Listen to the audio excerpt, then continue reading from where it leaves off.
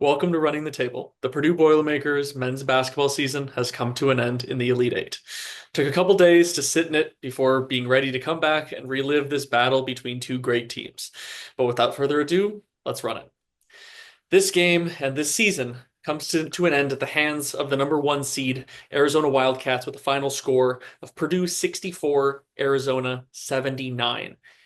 It was a wild roller coaster of a ride, both this game and this season, with a lot of ups and downs. But it really was fitting for at least this group to go down swinging, go down fighting, and at least lose to a team that I truly do feel and believe is just a better basketball team. And it's okay to admit that. Wow, it's very big of you to admit that Arizona is clearly the better team. They were in the second half, that's for sure. Even if they didn't exactly prove it going into halftime, because Purdue had a surprising lead, but it really was a tale of two halves. Everything that was working in the first half just suddenly stopped working, and Arizona made the adjustments, came out a lot more aggressive in the second half, and really took control of the game from the jump. And that second half was just a painful watch. It was not necessarily death by a thousand paper cuts. It was a little bit quicker than that, but you could just kind of tell. It was death by final round knockout. You could tell that the battle had worn Purdue down, and the things that we did well in the first half just weren't really working in the second. And while our pieces were struggling to be put together, all of Arizona's pieces were coming together to Dude, form a picture of yeah. exactly the powerhouse team that they are. Yeah, watching Purdue is like watching Clubber Lang in Rocky 3. You have the same Yeah, came strategy out and then swinging. Rocky just kind of turns it around on him in the second fight, and the things that Clubber Lang were doing just wasn't working anymore, and Arizona took their hits and eventually able to deliver the knockout punch. We would prefer, well, I know you would prefer that Purdue would be Rocky in this scenario, but Yeah, nah. but I mean, it is what it is, and the game happened the way it happened. We'll start off talking about the first half, which of course was where Purdue put on such a convincing performance. And the big things that we did well in that first half were, first of all, we took the punches at the beginning. It was a battle back and forth. When we were able to start off get our first basket as a Braden Smith three, I was like, this is a great sign. Braden has hit his first shot. Maybe this can translate over the course of the game, and he knocked down, quite frankly, a couple ones early on, and I started feeling really good. And unfortunate, I started feeling too good too soon. And we'll talk about how things changed for him over the course of the game, but it he very clearly was a different player to start this game than as the game went on. But we were battling back and forth a lot through those first, 5, 6 minutes. And the one thing that was interesting for me, especially to go back and look at, was we were down 6 points, 13 to 19, when Braden Smith actually checked out for the one and only time this game for a 5 minute stretch from the 10-minute mark to the 5 minute mark. And in that stretch, Purdue actually gained 8 point margin. We went from down six to up two by the time that Braden came back in the game. And I'm not going to say that, overall the performance of that game and Purdue was because of Braden Smith and we lost because he wasn't good enough, but it was interesting to see that we actually made significant strides in that 5 minute stretch. Yeah, what I thought was interesting is for as hot as Braden Smith started with, you being excited about, oh, he's hitting threes, Braden's hitting shots, Braden's got the ball. Braden Smith did not have a good game. I point blank period. I don't think you could put it any more plainly than that. Um, the box score reflects that. It doesn't look very good. 4 for 15 from the field, 3 for 8 from three. Although it was nice to see him knocking down those trio of threes, it just didn't didn't happen for him. Yeah, I mean, he obviously hit a lot of them early. He had a couple of those shots to start the game, and I was like, I think I literally said out loud to the people I was with, I'm like, now would be as great a time as ever for a Braden Smith legacy game. And unfortunately, I jinxed it. I spoke too soon. Um, and Why would you say that? Why would you I mess it was up for I everybody? I was excited. I was excited to see us playing well, and I couldn't help it. But one of the things that, at least is enough to mention, Braden had said in postgame, interviews that it didn't really matter, but he did go and tweak his ankle a little bit on a defensive possession. And when he went down, I at least raised my eyebrows and said, "Ooh, I hope he's all right." I thought when he went down first that it was a knee with the way that he fell, but thankfully it was just him trying to make a quick move and his ankle just kind of twitched. Yeah, just a You know, little ankle twist. he immediately got up and shook it off, but I do think that it was after that ankle twist that a lot of, I guess, maybe just the rhythm, the flow, and the shots kind of stopped falling. Whether or not that actually had any contribution, Braden will be the first one to tell you no. It's impossible to tell. It's impossible to know. But it's at least interesting to note. Yeah, it could very well have not, played an impact. I kind of think it did though. And depending on the severity of the injury at the time, the adrenaline's going. You have a trip to the Final Four on the line. You are the team's best player. You are the team's primary ball handler, distributor of that offense. You're not coming out of the game. No way. You're gonna have to be carried off that court.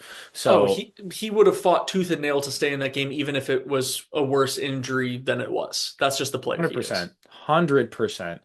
I don't necessarily put it all on Braden though. No, Um, I no. kind of want to, I kind of want to switch gears a little bit. Something that I noticed was over the last few rounds, the play of Fletcher Lawyer had been a big note, and Arizona took him out of the game. He Yeah. was not nearly as great as the previous rounds, and where he had been the X factor in the Purdue offense, there wasn't much from him either. It was really just the way that Arizona played and Arizona defended Purdue. They knew, and again, all credit to Tommy Lloyd and his staff and their game plan. Their scout was don't let Lawyer get going, don't leave him open. And when they're running the sets for him, because of course we run plenty of sets, run him off the line. It's better to try to make him a mid-range shooter or try to make him, on put the ball on the deck and try to make it into the lane, especially where they have, all of their fantastic front court players. It was going to be way better to try to run him off. Now, plenty of teams would like to think that, but Arizona was actually able to do it with their personnel, with their style. And you think about this, I mean, I even said all the way back to if, for people that have been watching these recaps all throughout the entire season, when Purdue was going through their struggle stretch and when because Fletch was cold, I was like, this team is an entirely different team solely based on the fact whether or not Fletcher Lawyer is in the game and hitting threes. Now, it doesn't always have to be that Fletch is missing. In this one, he just didn't get as many opportunities, and he still shot 33%, 2 for 6 from three, but he just didn't get good looks, and that alone changes the entire outcome of essentially Purdue's offense is when you're able to not have that momentum shifting or just momentum enhancing buckets from a guy like Fletch.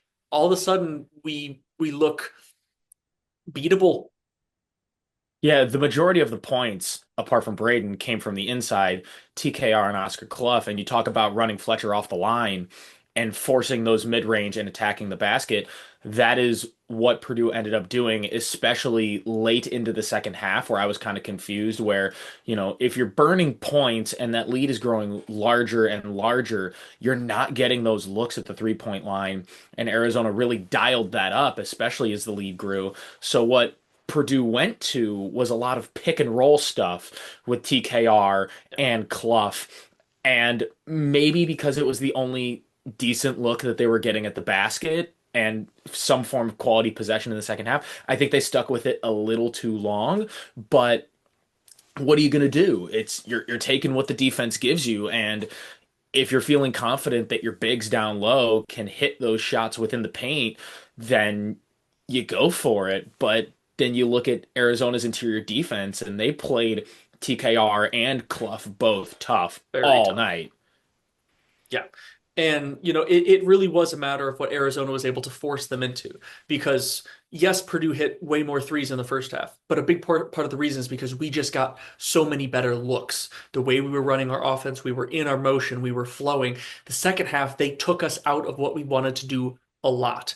Every time we tried to run a set for someone like Fletch or even someone like CJ, they were there. They were there blowing it up. We obviously still got some 3-point looks here and there, but much more of them were forced. They were we don't have a great shot this possession. We need to get something up, or, we're losing momentum. We need to turn around this game. Let me see if I can knock down this three real quick. They weren't in rhythm. They weren't, these open kick out threes that we were getting for some of these other possessions or cross court passes off of, post doubles, stuff like that.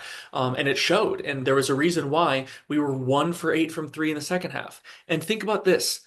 We were 1 for 8 from three, and that was with the very final possession of this season for Purdue being Braden Smith Yeah, assist to Fletcher Loyer to a end corner their three. careers and yes, a corner three to end both of their careers, you know, together. But that was the only three we made the entire half was to end it there. We were 0 for 7 before that. Um, so it was just things weren't falling, and they entirely shifted, the way that we were able to, quite frankly, attack them. Yeah, and that's just what happened when Purdue was on offense and Arizona's on defense. I think if you flip that, especially in the second half, the switch Arizona offensively had in the first half to the second half, Arizona was moving so much faster, so much quicker. They were getting up good quality looks early in the shot clock and being aggressive to the rack. You had Koa Pete in the second half essentially getting whatever he wanted, whether it was on the block, from mid range, a turnaround jumper. It didn't matter. They were taking Purdue, forcing them down the middle, and then making the read from there. And it makes sense. He's your leading scorer, 20 points, 18 shots. The ball went through Koa Pete, especially in the second half. More than not, he made the right read. Or in general, what Arizona did so well, drew a foul. Line 22 times, made 20 of them. Those add up over the course of the game when you have the momentum and you're going downhill with a full steam in the second half. That's got to make a difference. It absolutely did. And when you look at the game as a whole, you know, big part of the reason for their success and what they're able to do to teams is because of their depth. Where Purdue lacked and lacks in their front court depth and just quite frankly quality depth as a whole, Arizona was able to take advantage of that. You saw Oscar Clough play a season high 39 minutes in this game, which first of all is incredibly impressive in its own right. To do that against a front court like this, playing as physical as they do, and for him to stay out of foul trouble, while especially TKR got into foul trouble, and obviously that messed up, a lot of the way that we wanted to play throughout the course of this game, and quite frankly, his own play in general. But they were able to rotate guys in and out, especially in that front court, keep them fresh. So where while we were, gasping for air and trying to, recollect ourselves, they were in attack mode. And you talked about that difference between first half, second half, sort of offensive styles, offensive identities. It felt like in the first half, Purdue tried to make them three-point shooters. Again, it's the way that Purdue defends, we generally just give up more open threes because of, the post doubles or just the rotations and stuff like that. But in the second half, first of all, they just hit their threes in the second half, but they made a much more concerted effort to essentially run different types of motion, different types of offense to get those looks within the paint, and especially in the center of the paint to keep Purdue from easily being able to post trap from either side. You go on either one of the blocks or either one of the baselines, Purdue's coming with a baseline trap pretty much instantly. But when they were able to get those touches in the middle with a guy like Koa Pete, you talked about those, sort of mid-range jumpers or him attacking straight through the middle, all of a sudden Purdue loses their ability to trap easily like that. So they took advantage of that, and by doing so, even when we were able to converge, that also made their threes that much more open looks in the second half. And they just started knocking them down. While we stopped hitting them, they started hitting them. They could have had a much better offensive first half if they just knocked down a couple of threes that we very well know that they are capable of shooting. They were 1 for 6 from three in the first half.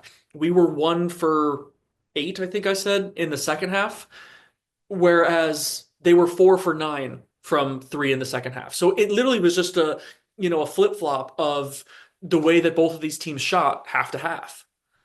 But yeah, I want to look at some of the individual stats just for a couple of seconds. We talked about TKR for a bit. We talked about, Braden's iffy performance, but unfortunately, Trey was kind of right there. Even when he was in the game, he struggled with foul trouble a lot. He had to leave the game way more than I think Purdue ever wanted to. He only plays 24 minutes, but he shoots 5 for 14. So when he was in the game, we sure got him the ball a lot and tried to go through him. And unfortunately, the shots just weren't really falling. They made it difficult on him for sure. But even some shots that he is very capable of hitting just kind of weren't falling, and that, kept us from really trying to cut into that lead that they were building in the second half. Yeah, it was the pick and roll. They went to TKR, get him up at the top of the wing, roll off of that, Braden Smith early in pass, and if that didn't work, kick it back out. So it makes a lot of sense that even with TKR in the second half only playing a handful of minutes, you're going to that pick and roll, what worked, and him and Clough are putting up a lot more shot attempts than they're probably maybe used to seeing. For sure. And I know I just talked about Oscar Clough's 39 minutes, but I have to talk about his stat Double line double, because he baby. he put up the most complete game and complete stat line, and in a game that really wasn't particularly favorable for him in terms of, his competition at the front court, 14 points on 4 of 8 shooting, 6 of 8 from the free throw line for a guy that once again shoots around like that 70% from the free throw line, 10 rebounds, 2 assists, a steal, 2 blocks, and 2 turnovers, with 5 of his 10 rebounds being offensive rebounds. And assuming that nothing changes in his eligibility with whatever case of him trying to get, another year of eligibility, I personally don't think it's going to happen based on the rulings that have happened so far in some of these other cases. With that being Oscar Clough's last game in a Purdue uniform, I would like to show all my appreciation for, what he did for this team and for this, university over the course of this year, coming in and really embracing, this team and what was asked of him and getting better and better over the course of the year. Yeah, you tip your cap. You think about the trio of Smith, Lawyer, and TKR, but Oscar Clough is that fourth senior where, he was dope, especially in this game, and he's been pretty dope throughout the whole year. It was only one season as a Boiler, but he was a big part of what they wanted to do and a big part of why they made it this far in the tournament in the first place. Absolutely. And, overall, just the way that we played, the way that we battled, even when I saw the writing on the wall over the course of the second half with the way they were picking up steam and the way that we just couldn't get things to fall, um, I was I know you didn't. still I know you didn't want to. I know you held out hope. Believe I was me, trying. I there's always a chance with you in Purdue basketball, but you know, and and there always will be. I love this team. I will continue watching this team for the rest of my life, covering this team we for who knows how long. Um, hopefully a long, long time. Hopefully We a long know time. that we each have our individual sports delusions. Yours just happens to be Purdue basketball, which is one of the less annoying delusions to have, in my humble opinion. So I prefer it be that over a lot of other teams that you like. This is fair, so we'll leave it at that. But as we wrapped up that game, and I know I mentioned it earlier, but seeing this season end with a Braden Smith assist to Fletcher Lawyer, even feeling the sadness of, this season coming to an end, I could not help but feel, just a sense of It's enough to make a nostalgia. grown man cry. You Get know, back in yeah, there, tear. just the appreciation that I have for this senior class and what they did for this university. I will, excuse me, go into Especially more while depth. you were at the university, Yeah, like the time that you spent at Purdue and the time that they were there, their 4 years. I mean, what a ride. The most yeah, prolific 4 year stretch in the history of Purdue basketball, like which is insane to absolutely. say. But They elevated the standards of this program exponentially. The fact that it was a significant disappointment that we did not reach the Final Four. Before a couple of years ago, we would have been like, man, I would love to maybe sniff the Final Four one of these days. They elevated this program to a level that nobody thought that they could have, or that they were going to, or had a chance to, coming in. And I will go into more depth about, this team and this season, especially in a separate video, kind of going, over the season as a whole, the season overview. But Drew, any other thoughts about this game or this team? So I may not be an outward Purdue fan. Anybody who knows me knows I'm a Butler Bulldog, but you know, covering this team and watching you support this team has definitely made me a fan. And just watching Painter and the trio and how this team has developed over the last 4 years and the way this program, like, I know a lot of people don't like this program. Screw it, man. I love this program. It's been so fun to watch, especially as somebody who used to not have any skin in the game with Purdue IU. I'm definitely picked a side now. And we are more than happy to have you. But that's all we've got for today. It is almost time. The Final Four is this weekend, and we've We're already got our going. predictions out. So We're check going those to the out game. and stay tuned for whatever content that we've got cooking as Running the Table takes on Indianapolis ourselves. Oh But if my you want more from God. us, like, comment, and subscribe. And until next time, we're out. Until next year.